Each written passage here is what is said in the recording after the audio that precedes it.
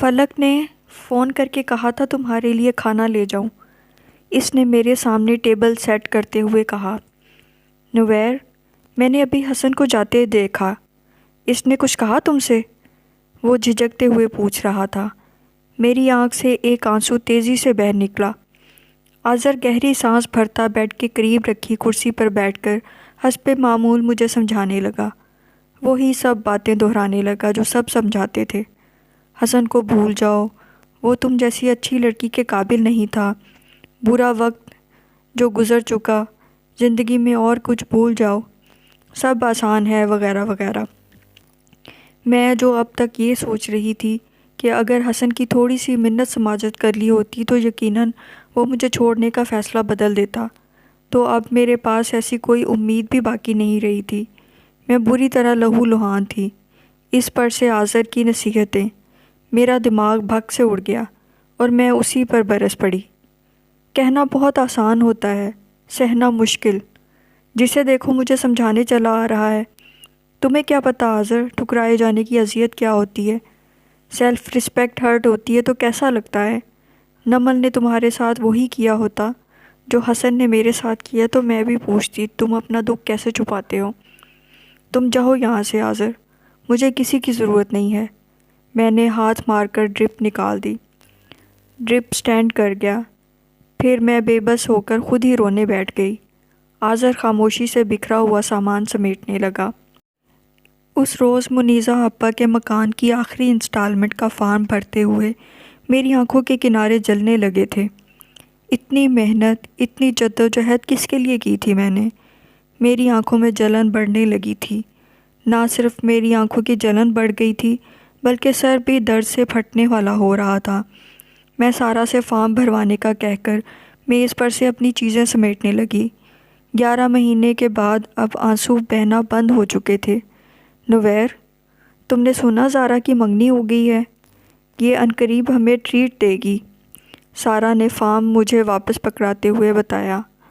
اچھا، مبارک، میں نے زارا کی طرف دیکھتے ہوئے فارم فائل میں لگا دیا۔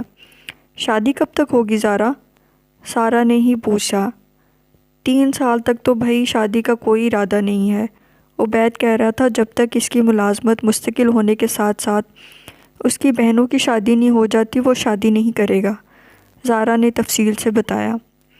3 سال میں اس کی بہنوں کی شادیاں ہو جائیں گی اس بات کی کیا گارنٹی ہے؟ سارا نے پھر پوچھا۔ امید پر دنیا قائم ہے یار، زارا نے ہنس کر کہا۔ میں بے دہانی میں اس کا چمکتا ہوا چہرہ دیکھنے لگی۔ میرا دل چاہا اس سے کہوں کسی مرد پر بھروسہ کر کے دھوکہ مت کھانا، مرد اس قابل نہیں ہوتا کہ اس پر بھروسہ کیا جائے۔ تمہیں بہت مبارک ہو زارا، میں دعا کروں گی اللہ تمہیں بہت خوشیاں دے، میں نے پرس کندھے پر ڈالتے ہوئے کہا۔ تمہیں کیا ضرورت تھی نویر کو میری منگنی کے بارے میں بتانے کی؟ کیبن کی سائڈ سے نکلتے ہوئے میں نے زارا کی سرگوشی سنی تھی۔ میرے بارے میں سن کر اس بیچاری کا دل کتنا خراب ہوا ہوگا۔ میرا دل اور بوجھل ہو گیا۔ یہ ترس اور ہمدردی بھرے جملے جیسے میری جان کا عذاب ہی بن گئے تھے۔ مینیجر صاحب کو اپنے جانے کا بتا کر میں گھر آ گئی۔ بوا جی عصر کی نماز پڑھ کر فارغ ہوئی تھیں، مجھے اتنی جلدی گھر میں دیکھ کر حیران ہوئیں۔ آفس میں کام نہیں تھا بوا جی، اسی لیے میں آ گئی، میں نے کہا۔ بوا جی کو اتنے دنوں میں میرے جھوٹ سننے کی عادت ہو گئی تھی۔ اس بات میں سر ہلا کر بولی، تم بھی نماز پڑھ لو پھر میں چائے بنا دیتی ہوں۔ میں سر ہلا کر کمرے میں آ گئی اور نماز ادا کر کے لاؤنج میں آ بیٹھی۔ بوا جی کچن میں تھیں۔ میری زندگی عجیب ڈھب پر چل رہی تھی۔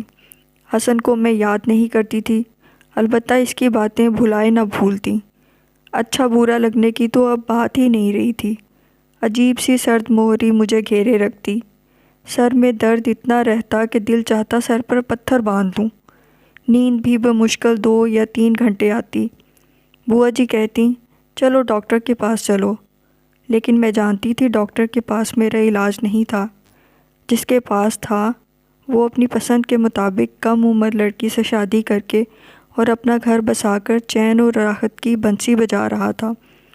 منگنی کی خبر سن کر میں جس شکست و ریخت کا شکار ہوئی تھی، شادی کی خبر سن کر ایسا کچھ بھی نہیں ہوا، شاید اس لیے کہ مجھے یقین آ چکا تھا جب مرد دل کے جذبات سے زیادہ جسم کی ضروریات کی بات کرنے لگے تو پھر اسے دنیا کی کوئی منت سماجت قائل نہیں کر سکتی۔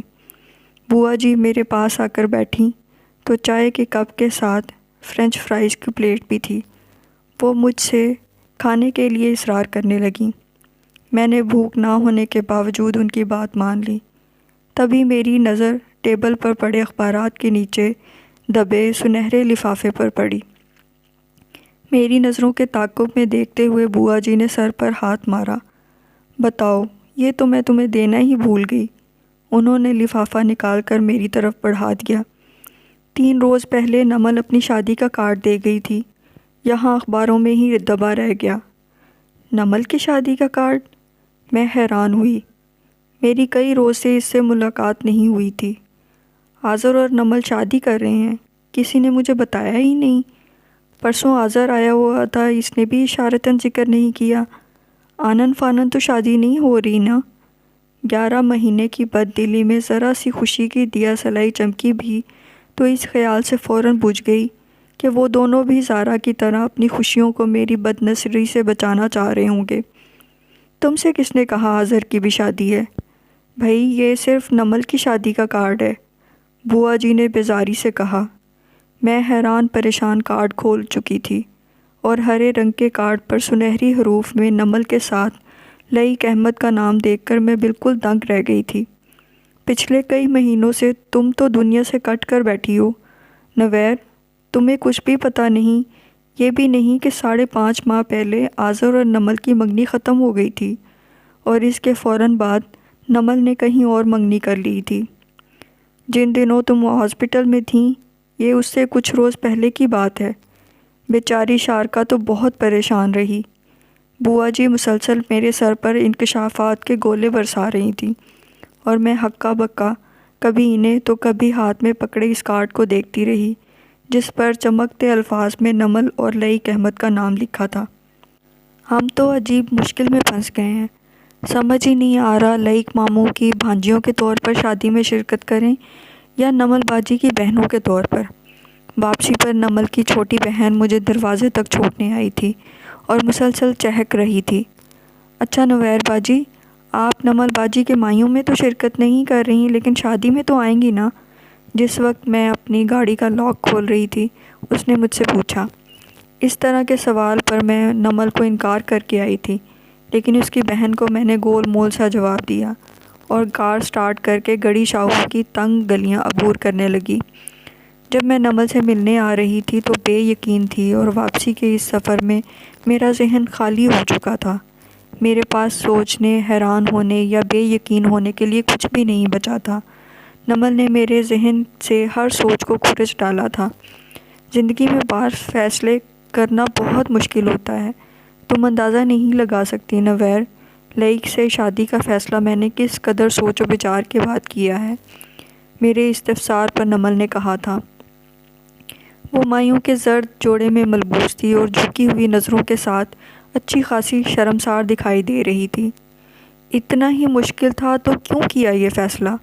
تمہیں ذرا بھی اندازہ ہے نمل، تم آذر کے ساتھ کتنی ناانصافی کر رہی ہو؟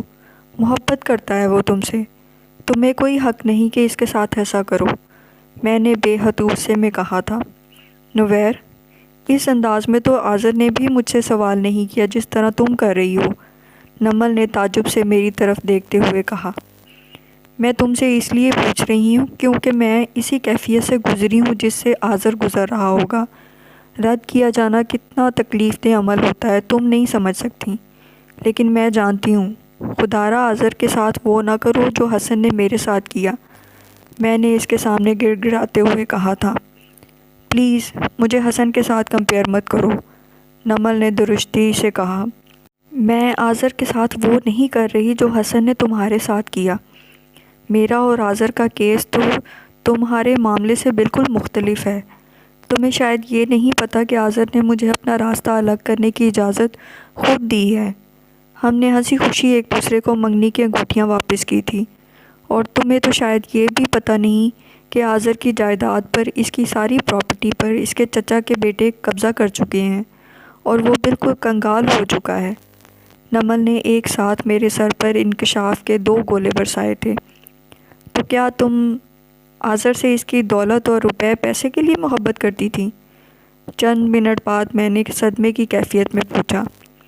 نہیں، وہ گہری سانس بھر کر بولی، میں نے اس کی دولت کے لیے محبت نہیں کی تھی، لیکن میرے لیے وہ ایک پرفیکٹ چوائس ضرور تھا۔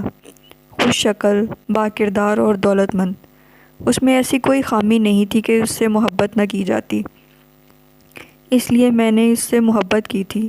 لیکن اب میں سوچتی ہوں نویر، صرف محبت کی خاطر تو میں اسے خود پر مسلط نہیں کر سکتی۔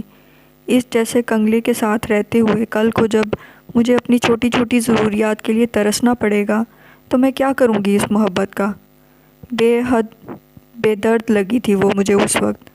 محبت صرف نہیں ہوتی ہے نمل، میں نے دکھ سے کہا تھا۔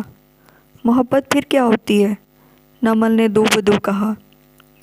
میں تمہیں بتاؤں نویر، محبت اس دنیا کی سب سے بیکار چیز ہے۔ محبت آپ کا پیٹ نہیں بھر سکتی، بیماری میں دوائی نہیں دے سکتی، قسم و پرسی میں چھت فراہم نہیں کر سکتی، اچھے کپڑے، اچھی ضروریات زندگی نہیں دے سکتی۔ پھر کیا فائدہ ایسی محبت کا؟ اس نے طنزیہ انداز میں پوچھا۔ اگر محبت اتنی ہی بیکار چیز ہوتی تو اتنے عرصے سے تم آذر کو محبت کے نام پر دھوکہ کیوں دے رہی تھی؟ نہیں، دھوکہ نہیں دیا میں نے۔ مجھے سچ مچ آذر سے محبت ہے، سچی اور خالص محبت۔ اس کا دل دکھانے کے خیال سے مجھے بھی تکلیف ہوتی ہے، لیکن پیسہ محبت سے بھی زیادہ ضروری ہوتا ہے، وقتی طور پر نہیں، ساری زندگی کے لیے۔ جب اس نے مجھے بتایا کہ اس کی پراپرٹی پر اس کے چچا کے بیٹوں نے قبضہ کر لیا ہے تو میں نے سوچا اس کے پاس ایک زبردست ملازمت تو ہے، کسی ملٹی نیشنل کمپنی کی اتنی اچھی پوسٹ پر ہونا کوئی معمولی بات نہیں ہوتی، لیکن اپنی عقل کے ہاتھوں اس نے وہ پوسٹ بھی گنوا دی۔ میں نے اس سے کہا تھا باورچی مت بنو، لیکن اس نے میری ایک نہیں مانی۔ کمپنی نے اسے ہٹا دیا کیونکہ اس سے ان کی گڈ ول متاثر ہوتی تھی، اور آذر یہ رول جانتا تھا، پھر بھی اس نے یہ کیا۔ ٹھیک ہے، میں تمہارا سارا پوائنٹ آف ویو سمجھ گئی۔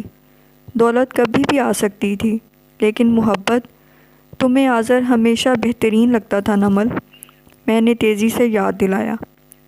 ہاں، وہ مجھے بہترین لگتا تھا، تب تک جب تک میں لئیک سے نہیں ملی تھی، اس نے تحمل سے کہا۔ میں نے ایک بات بہت بچپن میں سیکھ لی تھی نویر، زندگی میں جب بھی آپ کو 2 چیزوں میں سے ایک چیز چننے کا موقع ملے تو وہ چیز چننی چاہیے جو ایکسیلنٹ یعنی بہترین ہو۔ آذر میرے لیے بہتر تھا، لیکن لئیک ایکسیلنٹ ہے۔ ہاں ٹھیک ہے، اس کے پاس آذر کی طرح اچھی شکل و صورت نہیں ہے، لیکن اس سے کیا فرق پڑتا ہے؟ شکل و صورت کو تو ایک نہ ایک دن ڈھلنا ہی ہوتا ہے۔ لئیک کے پاس دولت ہے، کاروبار ہے، وہ میری ہر خواہش پوری کر سکتا ہے۔ میں آذر پر کمپرومائز کیوں کروں جبکہ میں لئیک کو چن سکتی ہوں؟ تمہیں پتہ ہے نویر، میں بہت بار ڈبل مائنڈیڈ ہوئی ہوں۔ دل اور ضمیر آذر کی طرف جھکتے تھے، لیکن دماغ نے ہر بار لئیک کو چنا۔ پھر میں ایک روز اس کے ساتھ مارکیٹ گئی۔ لئیک نے کہا میں اس کی طرف سے کوئی تحفہ خرید لوں۔ میں نے شرارت میں اسے وہ بریسلٹ خرید کر دینے کے لیے کہا جس کے لیے ایک مرتبہ آذر مجھے انکار کر چکا تھا کیونکہ وہ بہت مہنگا تھا۔ لیکن تمہیں پتہ ہے نویر کیا ہوا؟ لئیک نے بنا کسی اعتراض کے وہ بریسلٹ مجھے خرید دیا۔ بس اسی وقت میں مطمئن ہو گئی اور میں نے لئیک کے حق میں فیصلہ کر لیا۔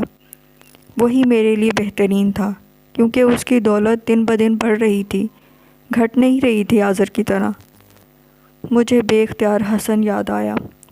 تم دراصل ریک میں رکھی گڑیا ہو نویر، جس کی چمک ہر سال کم ہو رہی ہے، جبکہ افیرہ کی چمک تم سے 40 نہیں 50 گنا زیادہ ہے۔ دولت کی اہمیت اور چمک وجاہت کے مقابلے میں ہمیشہ زیادہ ہوتی ہے، مجھے خاموش پا کر نمل نے دوبارہ کہا۔ لیکن محبت سے زیادہ تو نہیں ہوتی۔ پھر دولت ایک چیز ہے، انسان ایک وجود، زندہ سانس لیتا چیز، اور انسان میں فرق ہوتا ہے نمل۔ میں نے وہی کہا جو حسن سے کہہ چکی تھی۔ لفظوں کو جیسے بھی توڑ مروڑ لو، بات تو ایک ہی ہے۔ اس نے بھی وہی جواب دیا جو حسن نے دیا تھا۔ تمہیں نہیں لگتا تمہارے بغیر آذر کی زندگی بہت مشکل ہو جائے گی؟ اوئے، کسی کی زندگی کسی کے بغیر مشکل نہیں ہوتی۔ آذر میچور ہے، ٹین ایجر تو نہیں کہ غم دل سے لگا کر بیٹھ جائے، اس نے ہنس کر کہا۔ اس کے پاس دل تو ہے نا نمل، وہ اور ہنسی۔ تم جانتی ہو نویر، میں نے اپنی زندگی کتنی محتاط ہو کر گزاری ہے۔ خوبصورت عورت کے لیے کوئی مسئلہ نہیں ہوتا، وہ جو چاہے کر سکتی ہے اور جو چاہے راستہ اختیار کر سکتی ہے، لیکن میں نے دولت کے حصول کے لیے کبھی کوئی غلط راستہ اختیار نہیں کیا۔ اتنی احتیاط بھری زندگی گزارنے کا صلہ یہ ہے کہ میں شادی کے بعد بھی محرومی کی زندگی گزاروں، روپیہ خرچ کرتے ترسوں اور جب تھک ہار جاؤں تو کوئی غیر اخلاقی راستہ اختیار کروں۔ نہیں نویر، مجھے اس راہ پہ نہیں چلنا تھا۔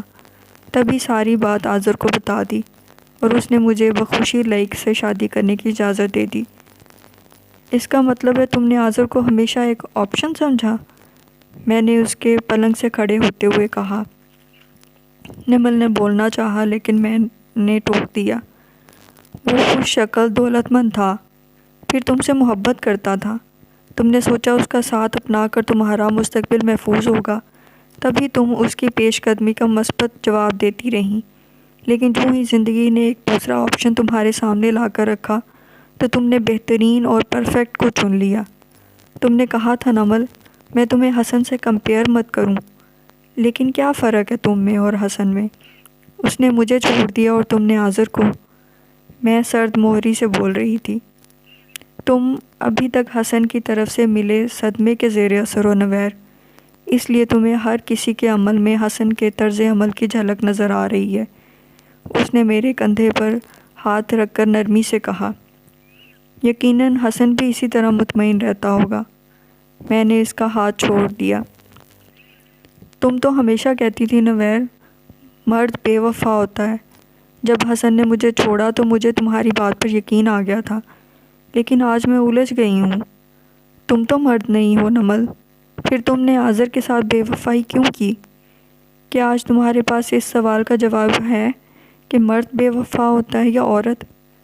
پھر نمل مجھے آوازیں دیتی رہ گئی، لیکن میں ایک پل کے لیے بھی وہاں نہیں رکی۔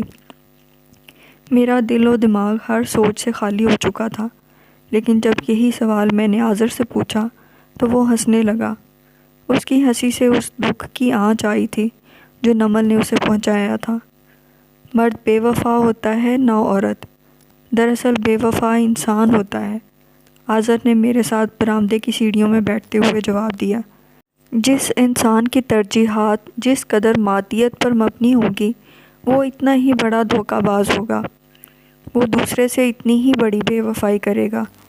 جب نمل کہتی تھی مرد بے وفا ہوتا ہے، میرے پاس تب بھی اس کے سوال کا جواب موجود ہوتا تھا، لیکن دقت یہ تھی کہ وہ سوال نہیں کرتی تھی، اپنی اتھینٹک رائے دیتی تھی، کیونکہ اس کے باپ نے اس کے ماں سے بے وفائی کی تھی۔ میرے ساتھ ایک عورت نے دھوکہ کیا ہے، تو کیا میں ساری عورتوں کو فریبی ماننا شروع کر دوں؟ نہیں یار، یہ تو درست طرز عمل نہیں ہے۔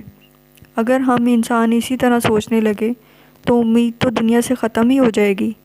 کسی نہ کسی سے دھوکہ کھا کے ہمارے سینوں میں پتھر فٹ ہو جائیں گے اور پھر ایک دوسرے کی طرف دیکھنے کے بھی روادار نہیں رہیں گے ہم۔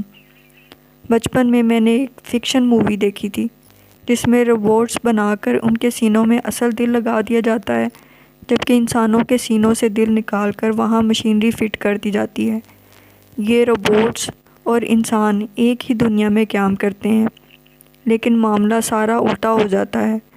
روبوٹس کے پاس چونکہ اصلی دل ہوتا ہے، اس لیے وہ انسانوں کی طرح سوچنے لگتے ہیں اور عمل کرنے لگتے ہیں، جبکہ انسان جو ان روبوٹس سے تعداد اور طاقت دونوں میں زیادہ ہوتے ہیں، مشینری بن جاتے ہیں اور ان اصل دل والے روبوٹس پر قابو پا لیتے ہیں، حکومت کرنے لگتے ہیں۔ ایک وقت ایسا آ جاتا ہے جب روبوٹس دل برداشتہ ہو کر دنیا چھوڑ کر چلے جاتے ہیں اور دنیا پر صرف انسانوں کی حکومت باقی رہ جاتی ہے۔ جب میں نے مووی دیکھی تو سوچا تھا کہ کس قدر احمقانہ خیال پیش کیا گیا ہے اس فلم میں، لیکن جوں جوں عمر کی منازل طے کرتا گیا، مجھ پر مووی کا کانسیپٹ واضح ہوتا گیا اور مجھے پتہ چلا کہ میرے ارد گرد کئی ایسے انسان بستے ہیں جو بظاہر انسان کا وجود ضرور رکھتے ہیں، لیکن دل کی جگہ ان کے سینوں میں مشینری فٹ ہے۔ وہ جذبات کی بجائے ضروریات پر دھیان دیتے ہیں۔ میں ایسا انسان نہیں بننا چاہتا تھا نویر۔ تب ہی میں خاموشی سے نمل کے راستے سے ہٹ گیا۔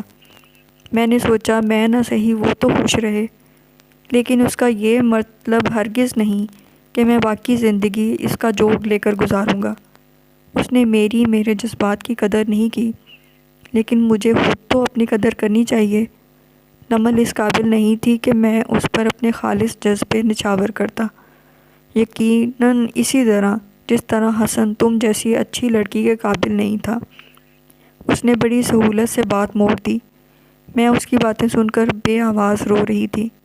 آذر نے میرا ہاتھ نرمی سے پکڑا۔ بس کرو، تمہارے آنسو بہت قیمتی ہیں، اسے کسی ایسے شخص کے لیے ضائع مت کرو جس نے تمہارے دل کی قدر و وقت نہیں پہچانی۔ میں صرف اپنے لیے نہیں، ہم دونوں کے لیے رو رہی ہوں، میں نے کہا۔ میرے لیے کس خوشی میں؟ آذر نے اپنے مخصوص انداز میں کہا۔ میں نے تو اپنے آنسو ضائع نہیں کیے، اپنی اتنی اچھی دوست کے آنسو کیسے ضائع ہونے دوں؟ اس نے میرے آنسو اپنے ہاتھوں سے پونچھ ڈالے۔ آئی ایم سوری آذر، اس روز ہاسپٹل میں تم پر ناحق برسی۔ مجھے نہیں پتہ تھا، جب مجھ سے اپنا صدمہ سنبھالا نہیں جا رہا تھا تو تم بھی اسی کیفیت سے گزر رہے تھے۔ تم بہت با حوصلہ ہو آذر، کاش میں بھی ہوتی۔ میری آنکھوں میں آنسو ابھی بھی نہیں رکے تھے۔ چلو چھوڑو نا اتنی پرانی بات کو، آذر نے لاپرواہی سے کہا۔ جو ہونا تھا ہو چکا، اب کب تک ہم اپنی ان باتوں کا افسوس کریں گے؟ آذر، ایک بات سچ سچ بتانا، تم سچ مچ نمل کی بے وفائی بھول چکے ہو یا برداشت کر گئے ہو؟ کیا تمہیں دکھ نہیں ہوا؟ میں دل میں آیا سوال زبان پر لانے سے روک نہیں سکی۔ اب جب سب کچھ تمہیں پتہ چل ہی چکا ہے تو اس معاملے میں جھوٹ بول کر کیا کروں گا میں یار؟ انسان ہوں میں۔ جب نمل نے مجھے اپنا فیصلہ سنایا کہ اب ہم ساتھ نہیں چل سکتے تو وہ رات میرے لیے بہت مشکل تھی۔ پہلے ہی پراپرٹی کیس اور ملازمت سے برطرفی کی خبر نے مجھے پریشان کر رکھا تھا، اس پر سے نمل کا فیصلہ۔ وہ رات واقعی بہت مشکل تھی، لیکن اس رات سے صبح بیدار ہونے تک میں خود کو سمجھا چکا تھا کہ نمل جیسی مادی چیزوں کو اہمیت دینے والی لڑکی میرے جذبوں کے قابل نہیں تھی۔ ہمارے تعلق کو ختم ہوئے اتنے دن گزر چکے، کبھی کبھی نمل کی یاد آ بھی جاتی ہے، ممکن ہے آئندہ زندگی میں بھی آئے، لیکن میں اس کے لیے روؤں گا نہیں۔ میری نصیحت اپنے پلو سے باندھ لو، خود غرضوں کے لیے اپنی زندگی برباد کرنا نری حماقت ہے۔ اچھا تم بیٹھو، میں چائے لاتا ہوں، اور چائے پیتے ہوئے ہم ان دونوں کو ہرگز یاد نہیں کریں گے، کوئی اچھی بات کریں گے۔ وہ میرا سر تھپ تھپا کر کچن کی طرف چلا گیا اور میں وہیں بیٹھی رہی۔ میرے دل میں عجیب طرح کا سناٹا پھیلا ہوا تھا۔ چند ہفتوں کے بعد آذر ایک شام میرے پاس چلا آیا۔ یہ ایک خوشگوار شام تھی، ہوا صبح ہو کر چل رہی تھی۔ میں موسم سے لطف اندوز ہونے کے ساتھ ساتھ اپنے گھر کے چھوٹے سے باغیچے کو پانی دینے لگی تھی، اور ساتھ ساتھ ٹینا ثانی کی غزلیں سننے کا کام بھی جاری تھا۔ تقریباً سال بھر کے بعد میری زندگی معمول پر آنا شروع ہو گئی تھی۔ حسن کے ہاتھوں زخم کھا کر بالآخر مجھے صبر آ گیا تھا، لیکن صبر کوئی کرتا ہے، صبر ہر ایک کو آ جاتا ہے۔ آذر نے کیا وہ صبر تھا، اور مجھے صبر آ گیا تھا۔ وقت نے میرے دل پر حوصلہ مندی اور برداشت کی پرت چڑھا دی تھی۔ بہرحال آذر آیا تو بے حد خوش تھا۔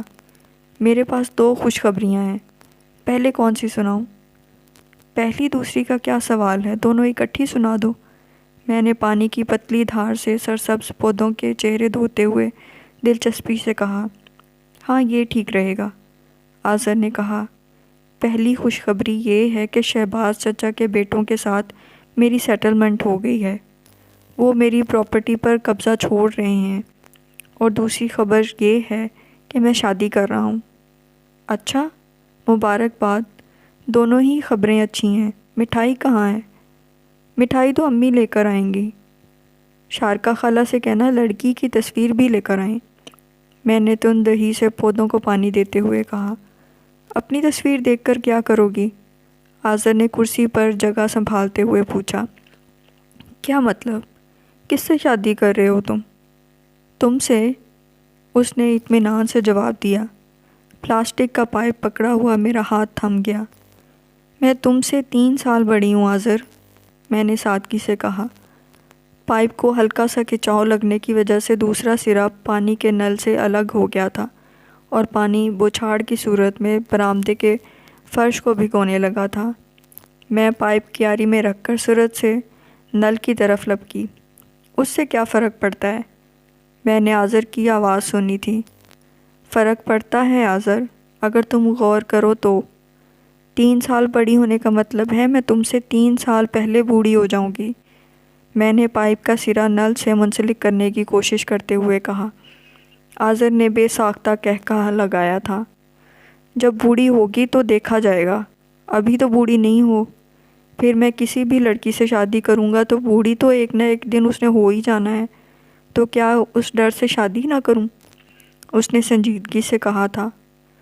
تم مجھ سے شادی نہیں کرنا چاہتی تو اس کے لیے کوئی اسٹرانگ ریزن دو، اوٹ پٹانگ نہ ہانکو۔ آذر، میں نے لاچاری سے کہا۔ ایک تو پائپ نہیں لگ رہا تھا، دوسرے آذر کی بات نے مجھے تذبذب میں مبتلا کر دیا تھا۔ گو کہ میں جانتی تھی جلد یا بدیر آذر مجھے پرپوز ضرور کرے گا، لیکن ایک بھی بار میں نے اس بات پر غور نہیں کیا تھا کہ مجھے آذر کو کیا جواب دینا چاہیے۔ حسن جیسے ناقدر شخص کا جوگ لے کر مجھے ریجیکٹ کرو گی تو بہت برا کرو گی۔ میں بتا دوں، میں ہزاروں نہیں لاکھوں میں ایک ہوں، ایک نہیں 4 ٹیوب لائٹس لے کر ڈھونڈو گی تب کہیں جا کر ملوں گا۔ نمل نے میری قدر نہیں کی، تم تو کرو، آذر نے غیر سنجیدگی سے کہا تھا۔ پلیز ان دونوں کا ذکر نہ کرو، میں نے جھنجھلا کر پانی کا پائپ کا سرا پھینک دیا۔ اتنی سی دیر میں پانی کے چھینٹوں نے مجھے اچھا خاصا بھگو دیا تھا۔ تم شادی کے لیے حامی بھرو، میں ان کا ذکر نہیں کروں گا، آذر نے سادگی سے کہتے ہوئے آگے بڑھ کر نلکا بند کر دیا۔ پانی کی تیز بچھاڑ کا شور اچانک تھم گیا تھا۔ آذر نل کے قریب پنجوں کے پل بیٹھ کر پائپ کا سرا نل کے منہ سے جوڑنے لگا۔ زندگی میں کچھ کام مشکل نہیں ہوتے، اپنی کم فہمی کی وجہ سے ہم انہیں مشکل بنا دیتے ہیں۔ اس نے پائپ کے سرے کو نل سے جوڑ کر اس پر رسی کا ایک چھوٹا سا ٹکڑا باندھتے ہوئے کہا اور ساتھ ہی مسکرا کر مجھے دیکھا۔ میں نے پہلے بھی کہا تھا، جس انسان نے تمہاری قدر نہیں کی اس کی یاد کو بھی اپنی زندگی سے نکال دو۔